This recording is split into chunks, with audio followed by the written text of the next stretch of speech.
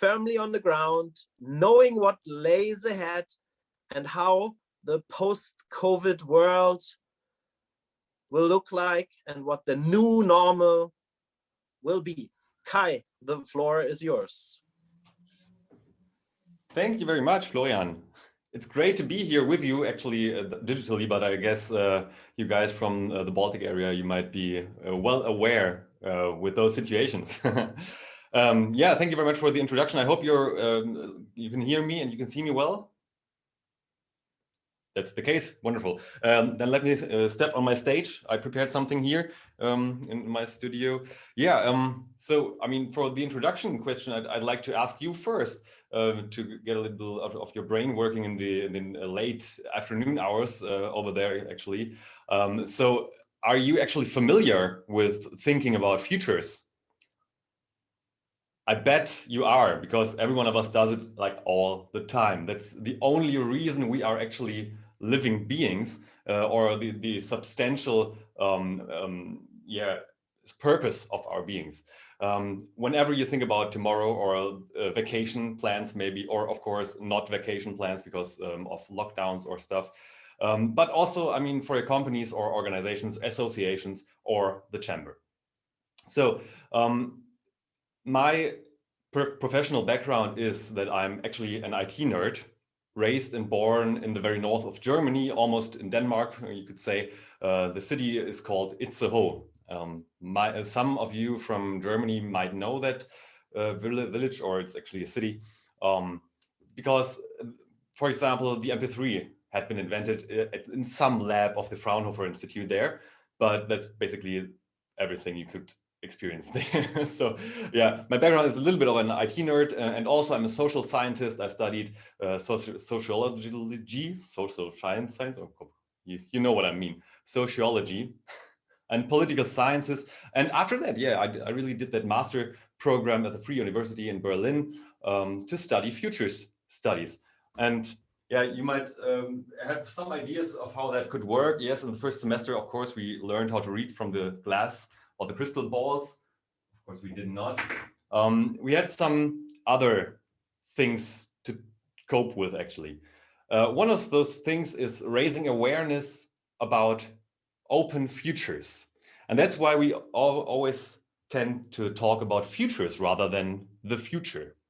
Because that's the one thing I have to tell you actually in this whole hour. There is no such thing as future.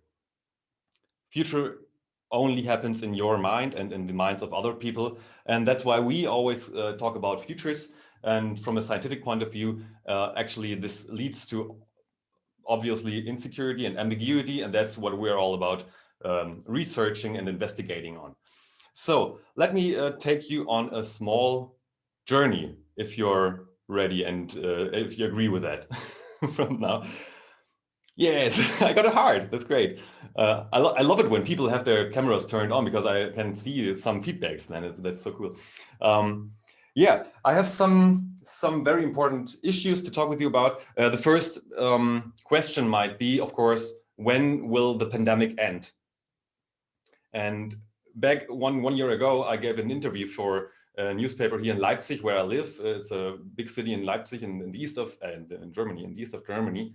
And they asked me what I do think about the pandemic and how the next year could look like. And I said, well, actually, no one really knows, and I'm not like a medic scientist, but I can tell you that in 1 year ahead, we will have accomplished to make vaccines, and we will have accomplished to start actually getting people out of the pandemic.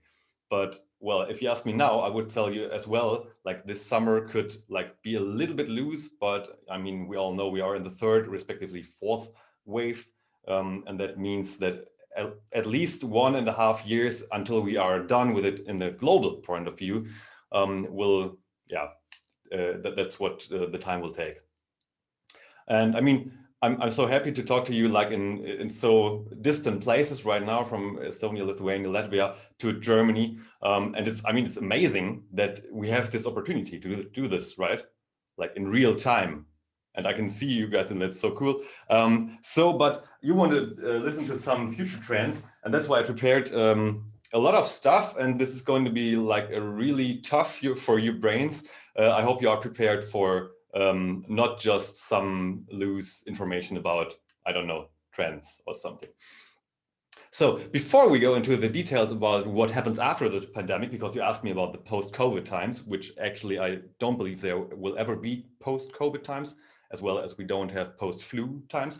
But never mind, we will have like a time after the difficult pandemic times.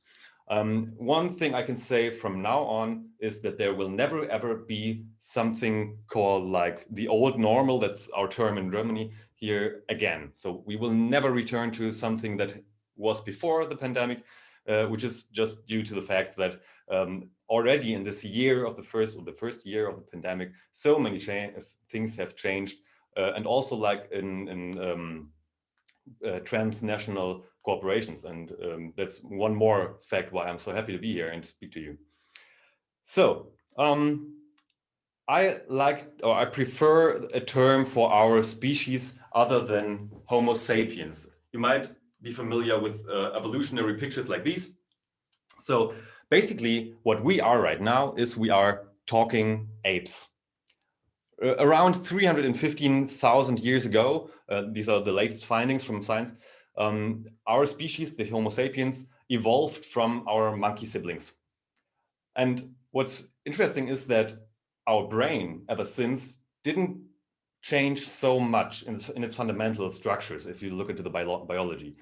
And that's why actually our brain still works a little bit like in the Serengeti, or in the prairie, when we were basically living on trees as monkeys. So we are still, our amygdala and the limbic system is still from prehistoric times. So we basically are, we do have a reptile brain inside our brain, which works pretty close to very former versions of our ancestors.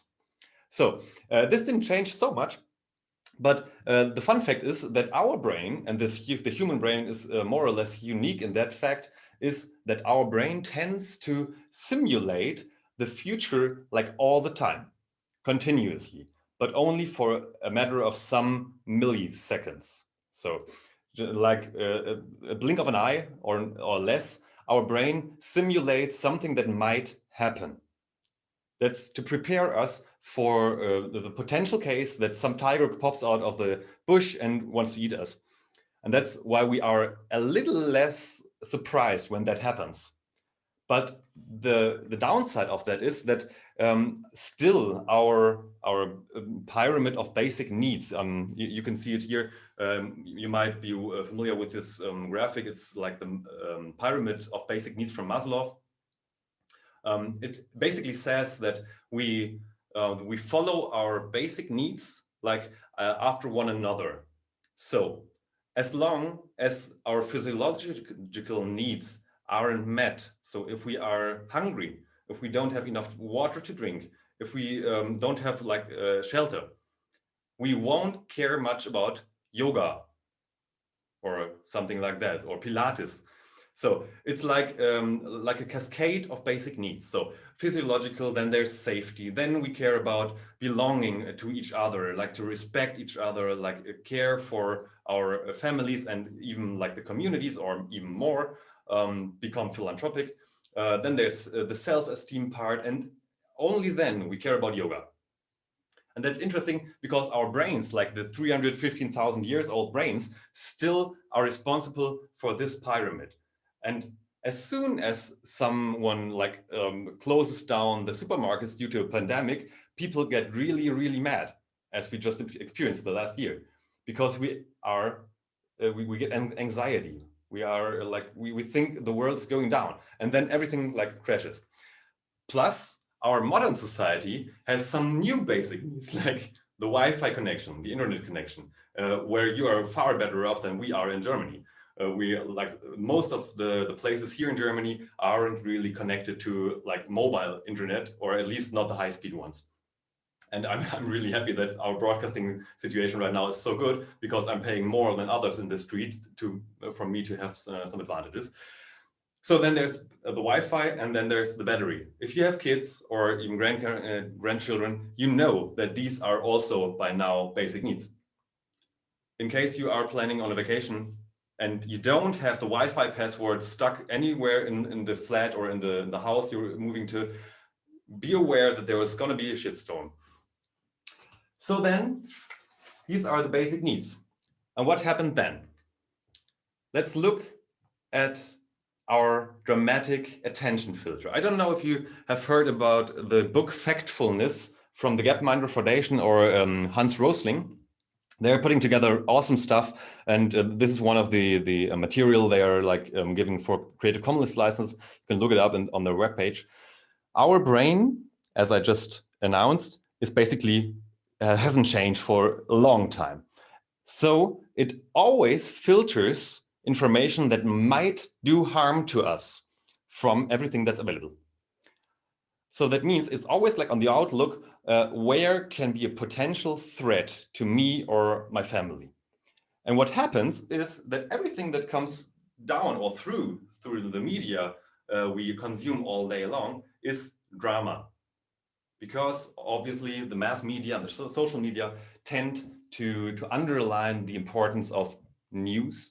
And what is so compelling is that our amygdala, as I said, the limbic system, the brain, is very attracted by news. So it basically screams all the time, I need news, I need drama. And at the moment we get drama, we will share it. We will share it with our family, we will share it with our friends, and so on. And that's how things like also like conspiracy myths and theories can gather so much momentum in so short time.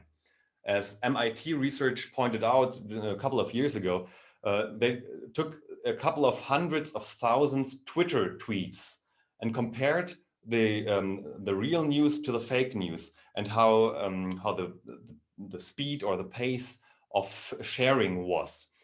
And they found that fake news are getting shared 70% more often and more fast than real news. And that's just because our brain is structured that way. It makes us do such, sorry, but stupid things. And we can't really decide on which is like the real news or the fake news, and we don't really care actually. So whenever you are hit upon from fake news, you probably know that, and you will recognize if it's fake, and you will think first and then click on share. But many people, millions of people in the world, we even had a president over in the USA who did that. They don't do that step, that mental step, and they share. And that it does harm to all of us, as we recognize. So this is what happens to our brain then. We are overwhelmed, obviously, because like all the time we get all this information, we get all these threats, these potential threats. And the funniest thing is, or also the sad thing is that actually in our modern societies, and I researched a lot on the Baltic states, I've been there only once, to be honest, and talked to some of you guys or some of the Estonian government, for example, to get a little bit better feeling about your situation. And I found out that, for example, our societies are, in terms of poverty, for example, so the lowest stage of the basic needs, are pretty comparable. The poverty rates from Germany to Lithuania and Latvia and Estonia range from 0 to 0.7%. So the likelihood that you or some of you in the audience has already experienced poverty is pretty low. So what I want to say with that is that probably we are in the best situation to look beyond current developments.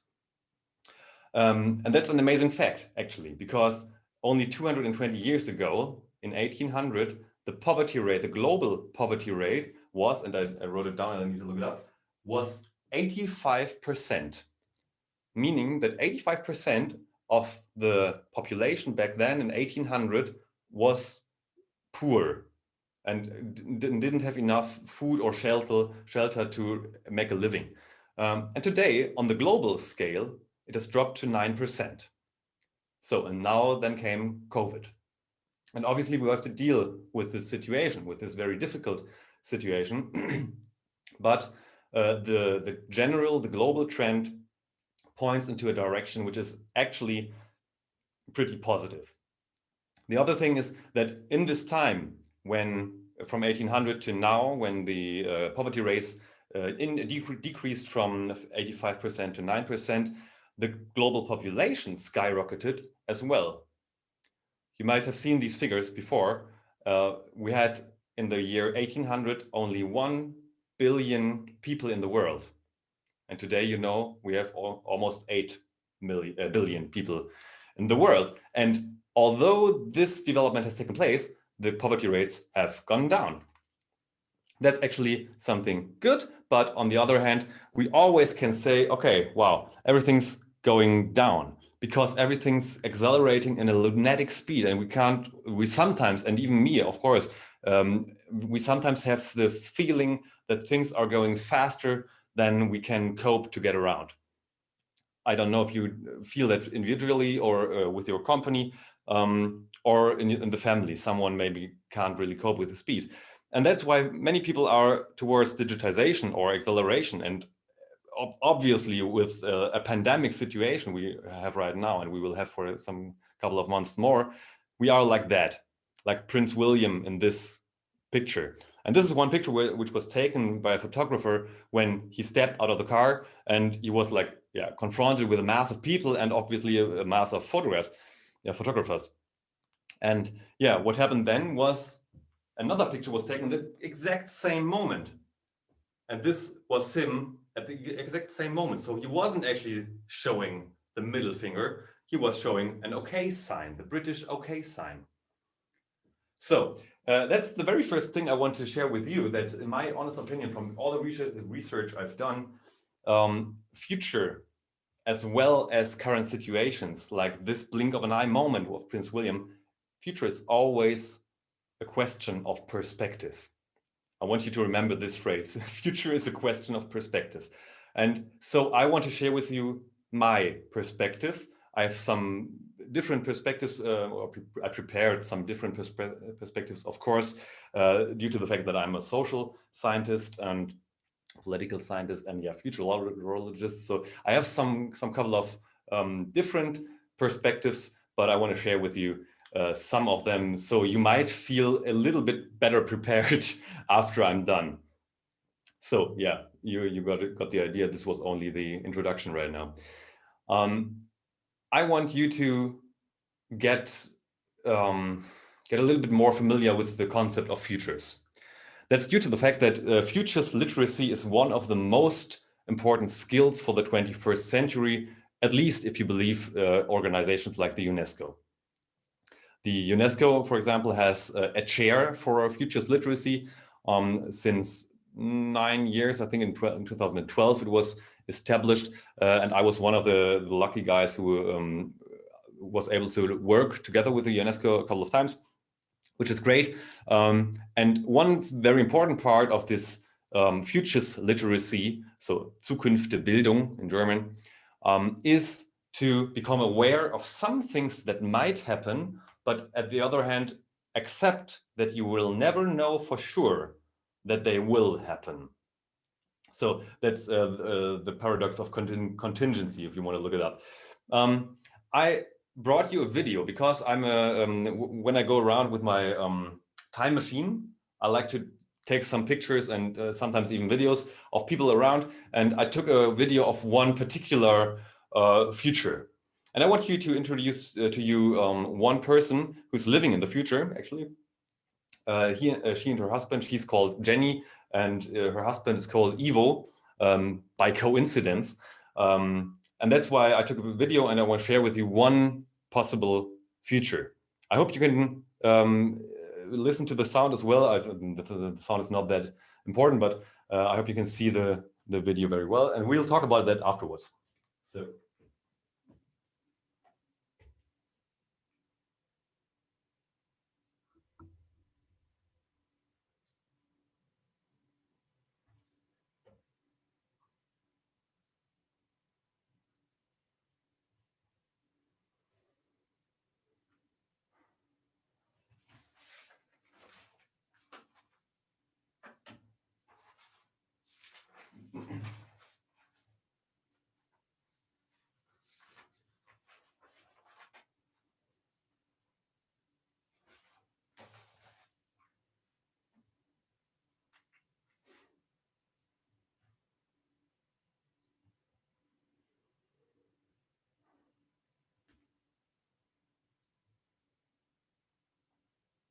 So I didn't have sound. I hope you enjoyed the video anyway. So what we just looked at was obviously not a video I took in the future, because even if I had a time machine, I wouldn't travel to such a future, and especially not into the bedrooms of other people. But I think this is an interesting video because on the first hand, it's more than 10 years old. Of course, you might have recognized that it's a commercial from the company called Corning, and they're building inter alia smart glasses, so surfaces like that, exactly. And that's pretty cool, actually, on the one hand. But what they thought about the future in the not too distant future, it was written like in the video a little bit before we started, is that they imagined a future where everything is like connected, the term smart home or ambient assisted living and stuff like that. And that's pretty interesting. The first interesting aspect of this is that our heroine, Jenny, steps into the bathroom, and obviously the mirror recognizes her face or her person. And he welcomes her with her personalized, the customized news stream, which is pretty cool, but actually not pretty modern from our point of view right now. The next step is she opens up her emails and sees a message from her project manager, and someone asks her, hey, Jennifer, 9:30 is now 8:30. Can you make it? So we already have like the work inside her bathroom. And the fun fact is that obviously the mirror is something with a camera. And I'm not sure if you would like a mirror, a smart mirror, watching you go into the shower, or I don't know. But the core information about this one is not that you can see your messages, you can see your notifications from any app you are linking with that mirror. No. The core information is that this mirror is becoming a part of the smart environment. And let's stick to that, this scenario, this very connected, very smart scenario for a while. Because I guess in a couple of years' time, we will see even more interesting developments in this mirror. The most compelling development we are seeing in the medical sector is that this mirror might one day welcome you to the day and say, good morning, dear, I don't know, Jenny, you don't look that good. I'm sorry to tell you that, but actually I just took some data from your bloodstream, and I took some data from your mattress, the smart mattress, your smart bed, actually. I coupled that with the information I know about your genetic data, and I found out that you're probably about to get a flu. So I categorized you as 3 out of 10 being sick. So you are now sick, and if then some colleague or the boss writes you an email, you won't even see that email because your mirror will already have declined that meeting. And the next thing is that the mirror will tell you, okay, all right, Jenny, go to the shower or do whatever you want, but you won't go to work today. I already did everything that's needed to be done. I informed the insurance, I informed your employer, I informed everyone who needs to be informed digitally, of course. And as soon as you're done showering, please go to the kitchen. There will be a prepared smoothie, and inside that smoothie I have already implemented the customized medicaments, the medicals, the drugs to make you have no flu tomorrow. You see the development? This is getting deeper than just a surface. It's connected to health data in that respect. I bet that this development is more likely in the Baltic states than it is in Germany. When I did one of the studies, I organized the trend study in the medical industry. I spoke to one very renowned professor, and he told me that the most common reason of death in Germany is probably the privacy. So it's not heart strokes, it's not depression, it's not diabetes, it's not car accidents, it's privacy. But that's only his thesis, but I somehow I do agree. And yeah, this is the interesting part of the video, and that's the only reason I was showing you this. This is one scenario where how it could be. And still, I don't know, I would like to make a poll in the audience, but it's a little bit hard right now. I don't know if some of you are actually living this smart home dream. I don't know. Or maybe nightmare. For some of us, it might more feel like a nightmare. So let's zoom out a little bit, just a little bit, to talk about the underlying trend. Yeah, obviously I am actually an academic researcher, but on the other hand, of course, we do operate with trends as well. But I just introduced a new term, which is Gigatrends. Some of you might be familiar with the concept of megatrends, meaning that developments are being shaped and also impact other sectors of society over a longer period of time, like some decades. But there are also some patterns, but only a few, of course, that also like impact other sectors and every sector in the whole world for more than a century. And this is what I call a gigatrend. And the underlying pattern here is acceleration, which is actually taking place like for a couple of centuries right now. So I don't want to explain to you digitization, but I need to do this very briefly just to get to the next step for the fundament. So when digitization started, actually the measurements are always different, but I like to start in the year 1941, when Konrad Zuse built this machine. This was like the first digital and silicon-based computer machine, and it was big. You can spectate that in the Munich in a museum right now, and it's really big, and also it's pretty dumb. It has like the computing power of 1 computation per second, which is pretty much comparable to what we can achieve as human beings as well. So if I would ask you to calculate for me 5 times 3, after 1 second, most of you should have 15, right? So this big machine was basically useless on the one hand, but on the other hand, it sparked a revolution. You all know that thing, the IT revolution, if you will. So fast forward to the year 2007, we had smartphones. Like, it was not the first smartphone, but it was the first smartphone with an Apple on it, and so it sold pretty well, and the platform and so on. This device was able to calculate 3 billion calculations per second. And the way to this was not like on a linear graph, but it was rather like a hockey stick. And that's in so far interesting or surprising for some of us, because it's exponential growth.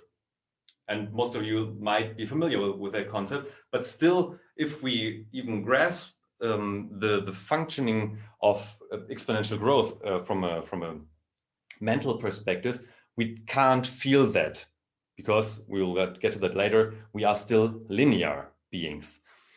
So the next step, just one step, which will come into place this year, is like the lab on a chip. It's only 10 nanometers meters big. It sticks inside this cube, and it can be implemented into your bloodstream. And it's dedicated to measuring your health data, especially from patients who suffer from sickness, from illness, for example, from cancer, to be able to detect whenever there is a situation when some values are out of sight, are red. So they can notify the doctor, and the doctor sees immediately what is happening and can do something against it. And still, the #1 cause of deaths, apart from privacy, in the global north are heart strokes or other strokes. And you can actually forecast those strokes around 10 minutes before they actually happen. And that's actually pretty great news. But on the other hand, at least in most EU countries, it's forbidden to do such things. And that's actually not good. So this is the hockey stick development. You all know that. We can't really feel it. We can see it, and we can like rationally get the idea. And then some things happen that are like more disruptive. I don't know if you've heard about quantum computers. If you haven't, And if your top management hasn't paid attention to that, please go ahead and hire, I don't know, some architects from IBM or other companies that are building quantum computers, because this is really a disruptive step in this hockey stick graph. The reason for this is that all the machines we have seen here basically work on the idea, and like every electric switch works, that you have either a signal, one, or you have no signal. And the machines, due to the axiom of Moore's law, become faster and faster by the same price, or they get smaller. This machine is totally different. Basically, I don't want to go too deep into the detail that one, because it's really, really complex. But basically, all the most lunatic ideas and dreams of Albert Einstein and Erwin Schrödinger and others are becoming true right now. And this is really a miraculous development. And on the one hand, this offers a huge palette of opportunities, of course, for companies, because you can calculate faster. You don't need to calculate ones or zeros. You can do both at the same time. And that's really, really weird. Don't just try to dig into the topic, because you won't be seen for weeks then. Quantum mechanics is really weird, but it works, obviously. You can sometimes even calculate and make prophecies about some futures, but the most important thing is that you can calculate a lot of data in a very, very short amount of time. And we're talking about like 1 minute instead of 1,000 years short of time. That's like the magnitude of what is happening right now in the field of quantum computers. And the first quantum computers are actually operational right now. So I would just like to let this piece of information with you, and please pay attention to quantum computers, because it's not just that there are opportunities, business opportunities, obviously, but there are also immense threats. Just imagine your most secure password. And I hope it's not 1, 2, 3, 4, 5, 6, actually the most common password in the world. But if you imagine your most, or just remember your most secure password, and it has more than 10 digits, a usual computer, and even the fastest computers, the supercomputers of the world, can't break that password, even in 1 million of years, just because there are too many chances of combining those digits. The first types of quantum computers that are operational would need just a matter of some minutes. And just think through of your IT administration, your IT networks, what that could cause. And yes, we have to talk about global blackouts, but we have global lockdown right now, so let's not dig too deep in that. The one thing I would like to share with you is a quote from Lauren Bacall. Some of you might remember her. She was a famous actress in the 20th century and the wife of Humphrey Bogart. She already said in the 50s or 60s, standing still is the fastest way of moving backwards in a rapidly changing world. So this is the image most of us have when we think about technology or acceleration. But let's zoom out even further. So let's change the axis down here. Let's say we start in the year 315 before COVID. So when the first humans were on the planet. Then this curve, this graph will look a lot different. And this is my assumption.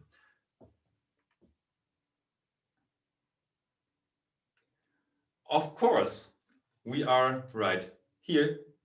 When we look at it from this perspective, everything looks like a hockey stick. So this development has took very, very long to start off. And right now we are here and we feel like overwhelmed because technology has progressed so fast. And it took like 314,000 years for us to actually recognize that planet Earth is round and things like that. So in around or some thousands of years, depending on the culture you're living in, where you've grown up, actually civilization is pretty new. But right now we are here, and my honest opinion is that from now on, after all these inventions and innovations have been made, the graph will be like a little bit more constant. And what we know for sure is that you can never really estimate how the things will go, but rather have to think in a funnel. That's what we actually in the future studies do all the time when we build scenarios. We don't tell our clients, this is the future you're heading to. We tell them, these are the possible futures. And then there's a wild card. And basically 2 years from now, I told a big pharmacy company that there's going to be a pandemic in the next 3 years. So that's a wild card. But then they had been prepared actually last year and were very good off in preparing vaccinations, because that's always one of the possible options we have. But then we have like this funnel, and in terms of acceleration, we just recognize that we can't go on, we can't continue like we did for the last 250 years in terms of industrialization. And although we have very good developments in terms of poverty or literacy or access to water and food and shelter and stuff like that, although we have these good trends, we can't really like copy the industrialized manners from the global north to the global south. We just can't. Our planet will collapse, and we all know that. And that's why we as human beings, we have this picture again, we need to remind us on the one hand about our heritage, but we have to look forward and not just copy what we learned in the past few years, because this pyramid will remain very important. So what I want you to remember from this section is that we have to talk also about the big patterns, because these are mega trends. You see, like the second fish is a mega trend. And we all talk about digitization, we talk about new work, we talk about demographic change. And of course, all of these are very important issues or topics, or I don't know. But on the other hand, if we focus too much on these mega trends or even trends or hypes or signals, we will forget to care about the gigatrend, which is, in this case, acceleration. We have some more, but this is the most important one, because like ice hockey or soccer or basketball is towards sports, megatrend is towards gigatrend. The gigatrend is the bigger pattern, and we have to understand this pattern to be able to see or foresee some possible futures of the other ones, and to be able to control them. So let's get to the question you actually posed to me, the post-COVID trends. So what are actually some of the biggest changes ahead? And I only want to talk with you about the things I really know for sure that will happen in the next 10 years. So get your pen and papers out, and these are, in my opinion, the most influential trends that will reshape how we live and work as well. So the first thing is our food.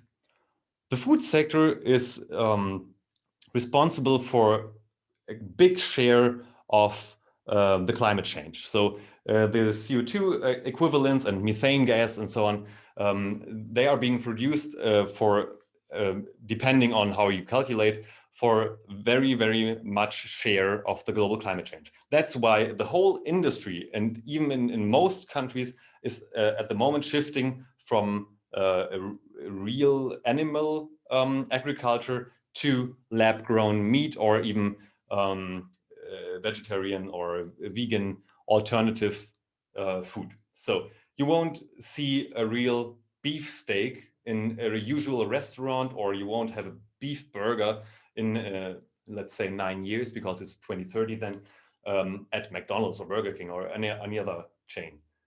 You might see a real steak or a real beef burger in a very pricey, very expensive restaurant, but you will have to be willing to pay very much money for that. So the development is pretty much turning around.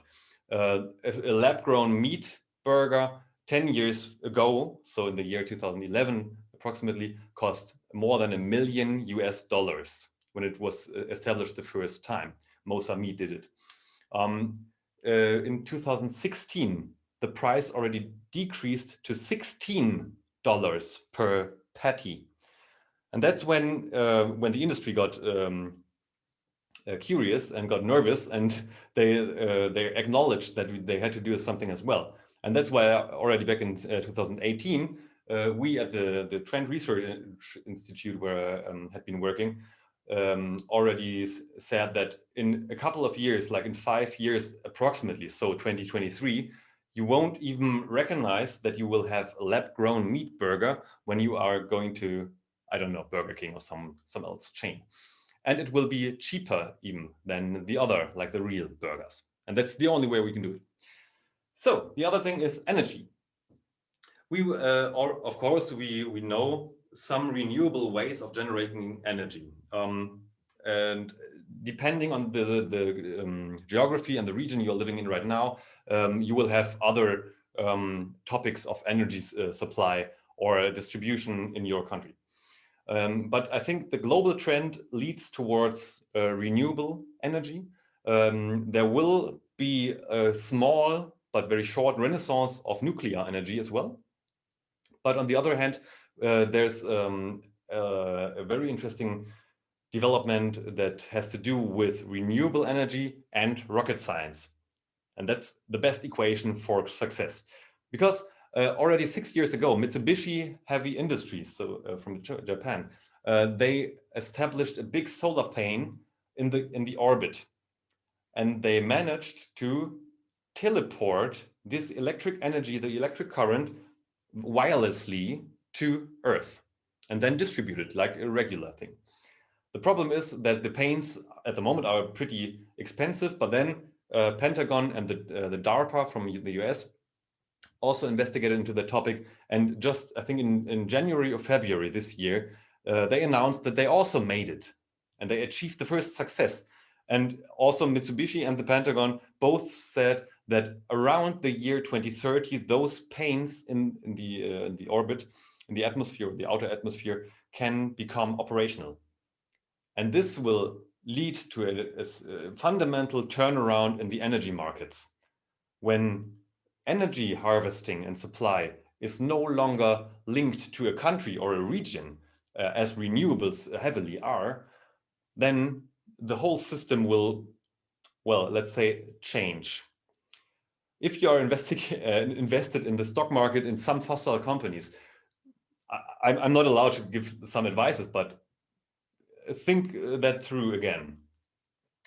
So let's get to mobility, because mobility and logistics obviously are very, very important for our daily lives and for meeting our daily needs and to getting around, of course.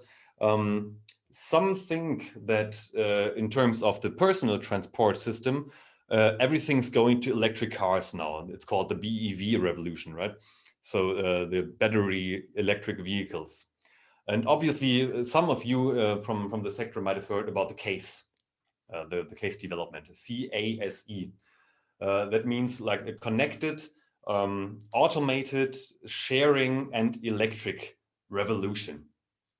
And yes, we all know that the revolution towards electric cars actually could have taken place 100 years ago, because basically the first automotives were running on electric batteries, but then they found out that it's easier to burn dinosaurs to get propulsion than to like make electric currents flow through a car.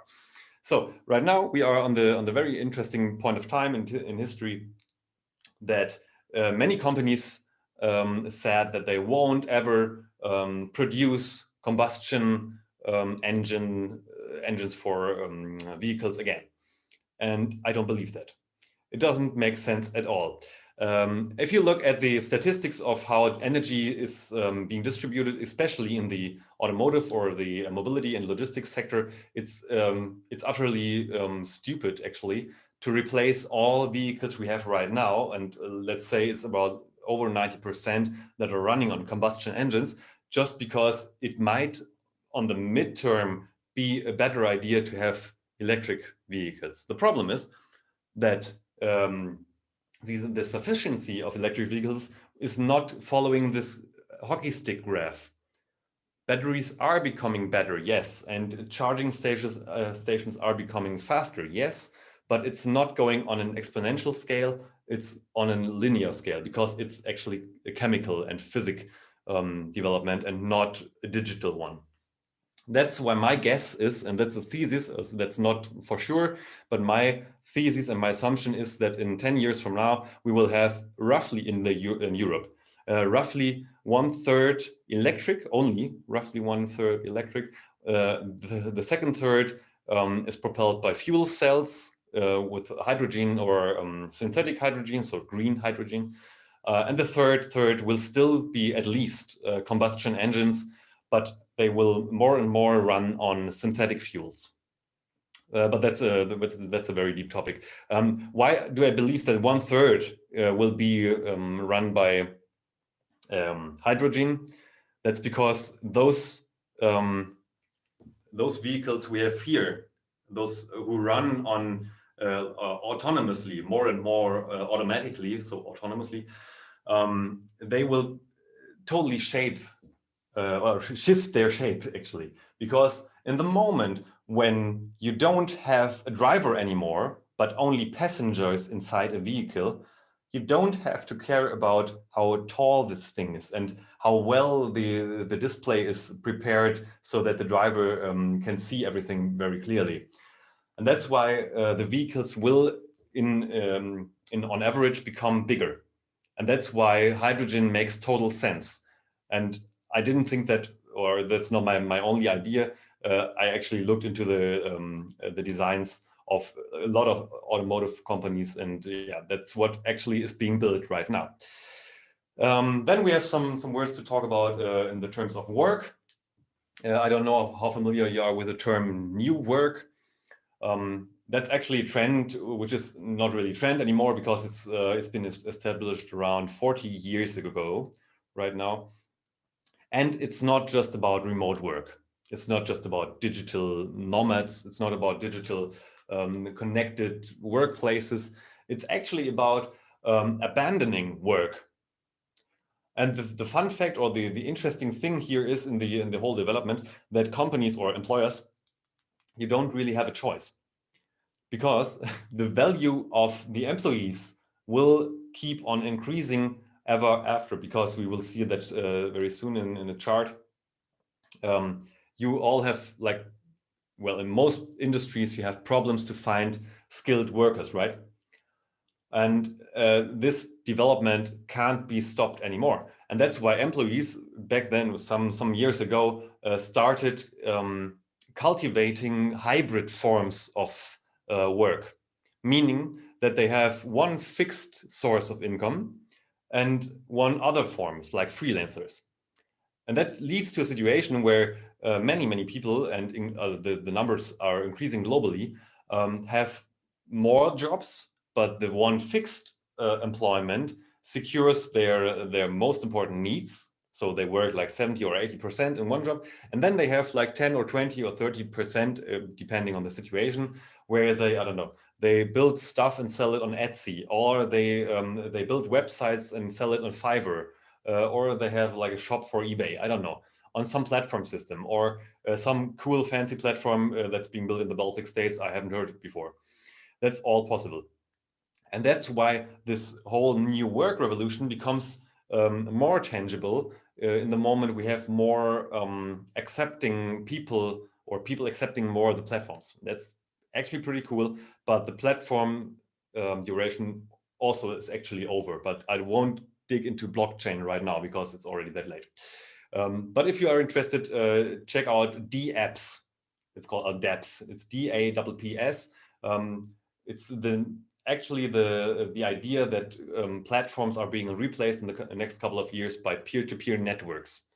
But as I said, I won't dig too deep into that. But I wanted to show you some graphs. As I said, I prepared a little bit, and this is the reason why all this is happening in terms of labor. So the labor shortage is no news, especially in some industries like the care industry or some other medical or health industries. And on the other hand, of course, we have the problem of automation. But these are the demographic changes in all of our 4 countries. So we have Estonia, Lithuania, Latvia, and Germany. And I don't know if you can see it properly. I just marked in every graph the moment where we are right now. And then the number of the population goes down in every of our countries we are living in. So depending on the country you're in, and the bottom line, by the way, is not 0. So no fear. The bottom line is relative to the number here. So for Estonia, I think it's roughly 1 million people.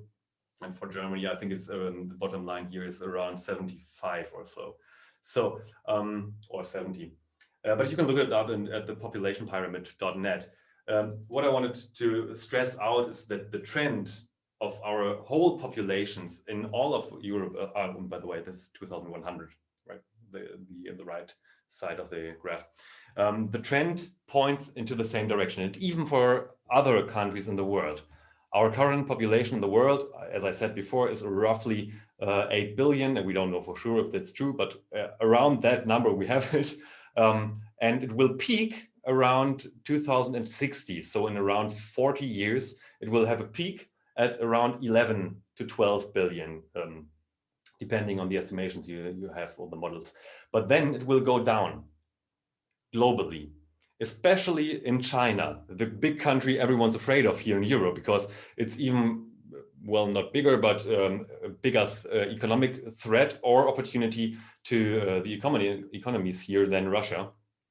But on the same, on the other hand, the one-child policy that has been going on for many decades still has its impact on family decisions and on family policies and stuff like that. And that's why also for China, the curve goes like that, and around 2040 already, it will decline. And they will have a huge breakdown in the care system because they're not prepared for that.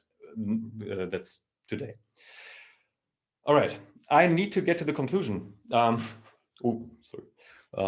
Conclusion, what is humanity heading towards? That's a big question. And I overwrote this with the word emotions, because one of the things I wanted to point out is that we have always different perspectives. And you might be familiar with the Netflix series Black Mirror, which is brilliantly produced, but it also stresses out that we always tend to see developments, especially if they're in the future, from a negative point of view.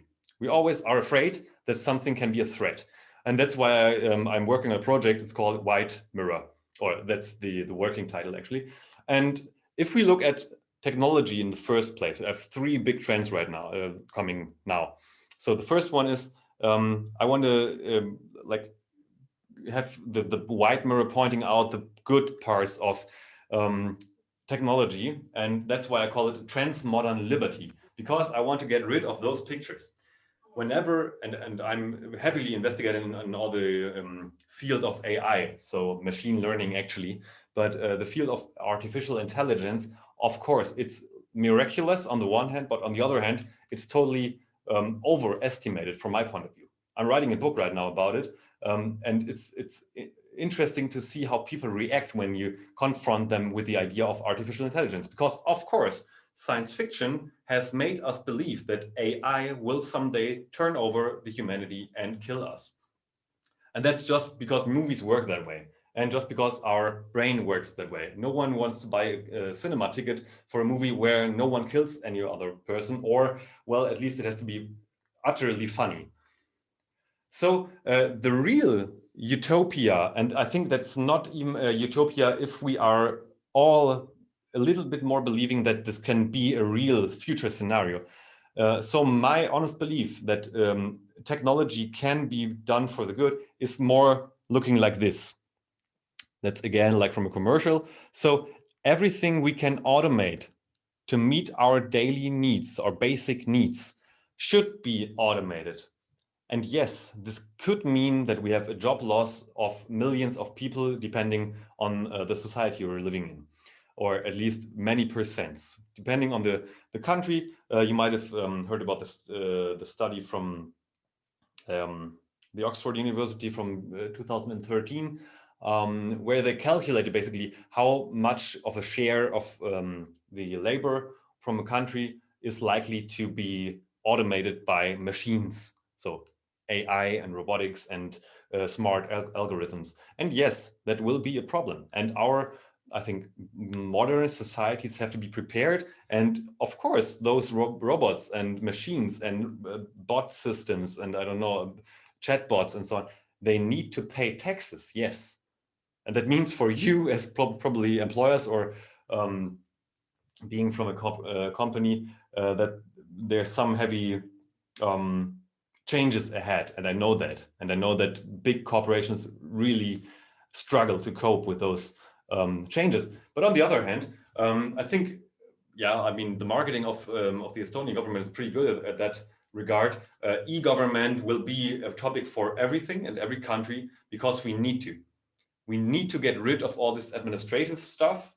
And I don't mean that we don't need laws and regulations. Don't get me wrong. I mean that most of those things can be actually accomplished by a machine better than it can be through humans, but not everything of it. And that's always where many people tend to think like in binary terms. So we think either the robots will kill us or they can't really help us. Or some people think they can replace us, and so I don't want technology, or they will replace the job of my, I don't know, husband or wife. So we are biased, and we need to get rid of those biases. The second thing I want to point out is the second big development for the next decades is what I call the unlearning times. And that's this term includes a lot of aspects. And one of the first things is unlearning. So X-novation instead of innovation. Of course, we need innovation as well, but we need X-novation. We need to get rid of a lot of stuff we built up in the last 250 roughly years. So we need to rethink things. And it's not about, or the problem is not always money. It's mostly political will. And on the other hand, we have times. And of course, as a futures researcher, I'm always pointing out that time is actually something, one dimension we are experiencing very heavily, and the acceleration of our planet and of our daily lives is a threat to mental health. But it also poses a lot of interesting opportunities. When you look at young people growing up with digital devices, some things are already changing.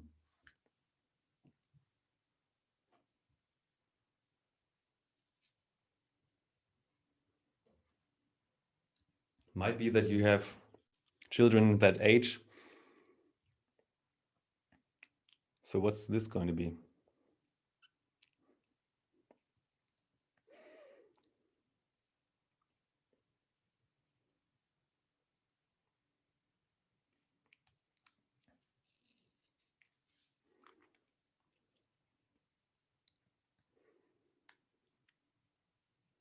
In case you can't read it because it's too small. For my 1-year-old daughter, a magazine is an iPad that doesn't work. It will remain so for her whole life. Steve Jobs has coded a part of her operating system. And I don't care if it's Steve Jobs or it's Bill Gates or I don't know, some app coder from Bangladesh, probably. The fact is that people that have grown up starting from 2005 or so the generation Z and Alpha, they are very, very differently from what we are. And we have to acknowledge that these people have to learn new skills, and they will learn in other times where time is just a different thing that for my generation, and I was born in 87, or for probably the generation of some of you. The last thing would actually be climate IQ, but I see on the clock that it's, or the watch, it's already a little bit late, so I'll run very quickly through that. No one can deny that on the first hand, we have Fridays for Futures and we have Greta Thunberg and we have a lot of cool stuff going on the global level, but on the other hand, we still lack a collective IQ towards nature and climate. And I'm not saying that everyone should move to the forests or to the woods again. No. We can achieve a world where we can, on the one hand, live sustainably, and then also technologically advanced. But this is very, very hard to grasp for someone who has never seen a bee. And some of our urban generations who are growing up and being raised in big cities, and these are being, like, in some decades, around 70 to 80% of Earth's population. They won't see bees if we don't stop the pace we are actually moving right now. So these were the three big advances in the next decades. And coming to the end, to my conclusion, I will want to remind you that as everything is a matter of perspective, and I want you really to remind that, that's why I want to show you a short video in the end. Also, future is always a question of perspective. And I hope you hear that sound now. No sound? Oh, okay, then I'll read it out. It's from me as well. Future is a question of perspective. No way, let's face it. In the light of the rapid progress, one must lose the orientation. Who actually said technology helps mankind? Look at this. Anybody got a glimpse? No. Are digitalization, globalization, and artificial intelligence overtaxing us? Yes. With the immense speed of development, everything changes all the time. Let everything stay as it is. And who can seriously say today, I love change? That's a nice way to make it easy on yourself, or you change your perspective. I love change. And who can seriously say today, let everything stay as it is? Everything changes all the time with the immense speed of development. Yes. Are digitalization, globalization, and artificial intelligence overtaxing us? No. Anybody got a glimpse? Look at this. Technology helps mankind. Who actually said, in the light of the rapid progress, one must lose orientation? No way. Let's face it. Future is a question of perspective.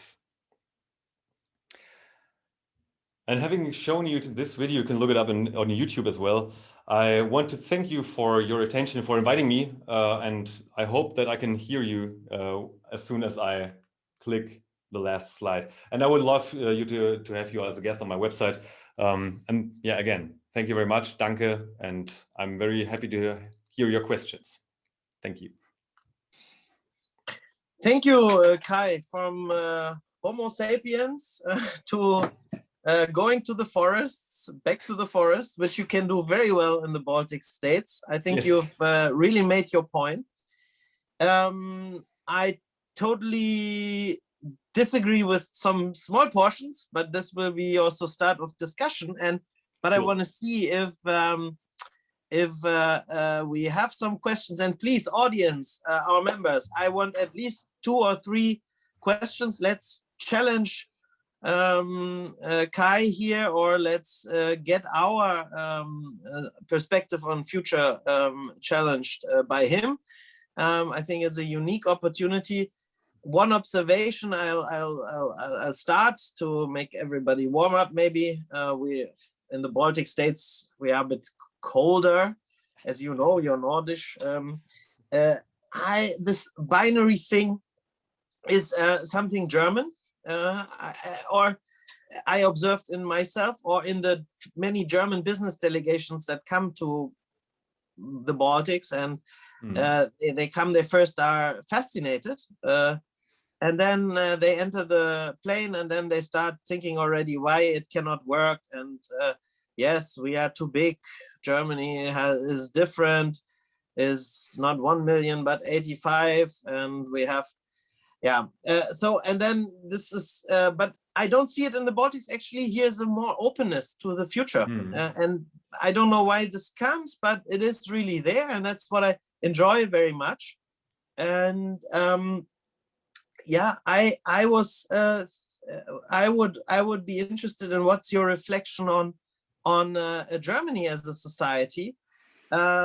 Is there, because democracies have shown that if they can't adopt and change, yeah, they fail or they decline. And what this pandemic is like a stress test, and it in my observation shows the weaknesses of our system, which is actually far too complicated administration, and with all the federal states, and you can't get a crisis management because there's too many people involved, and it's also not automated, so you don't have efficiency. Yeah, so you have confusion and inefficiency, and that is bad management at the end, because nobody knows what to do. And so do you see hope for or can we, yeah, we should just shut down? No, of course not. Well, I do see hope, actually. I think the crisis in a number of situations showed us the limitations, but also the potential of our system. And I think being one of the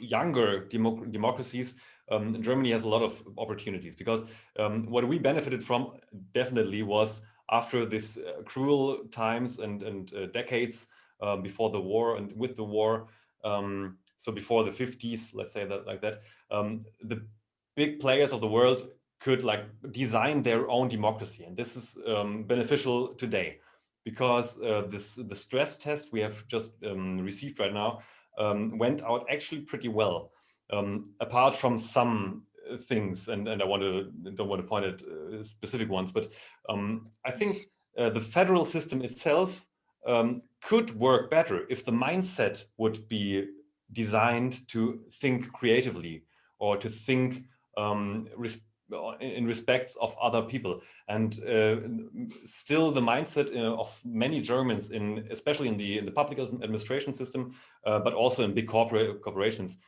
is more like, okay, I'll follow the rules. I won't think too much outside of the box.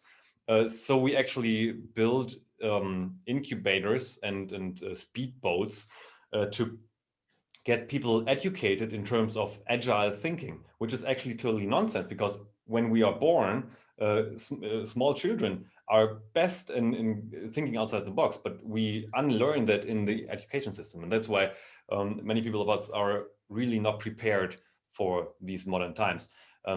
So I see that there is potential for I don't know, growth, but also, yeah, of course, we are actually blocking all our steps ourselves, and that's not the best way to do it. But I mean, in a couple of months, we will have the choice, right? Yeah, and talking about education, yeah, Estonia #1 in PISA, Finland not so far away, Latvia, Lithuania also in the top. No. Germany not performing well, and it is a federal responsibility. And the system of competing regions, which was, I think, the original idea, or maybe it was just the idea of not having one propaganda source contaminate all 60. I think its fear was probably in not trust and not creativity and not moving forward, and you can feel that in the system. Yes. And so that and I'm a bit from outside, I'm not so optimistic if we really have the right framework there, and I would really think because otherwise it can turn around. Yeah, it was meant to prevent dictatorship and strong leadership, but if the system is so dysfunctional, what starts? People are calling for stronger leader, and we have these political forces, and then this whole thing will not go. But that's another discussion. So I see in the chat, everybody's thanking and is amazed that there is future in Germany and coming out of Germany. I don't see any questions. So I think we have to do the questions when you come to the Baltics. I'd love to. we kindly invite you to host, or maybe we do some event together wherever you want to then go, and we can use that and connect to our members. And if you have interest in working with Kai, or continue or this topic, or some follow-up events, let us know. Yeah, and then I would say I wish everybody a great future. Yeah, me too. Thank you very much for having me. Okay, and then I thank you, Kai, for coming and contributing, and I hereby end the meeting on behalf of our president, who had to run into another meeting because he's also managing the Lufthansa region here in the and for the Estonian board members, we now meet in a separate room, yeah, see you there. Bye bye. Goodbye. Take care. Bye bye.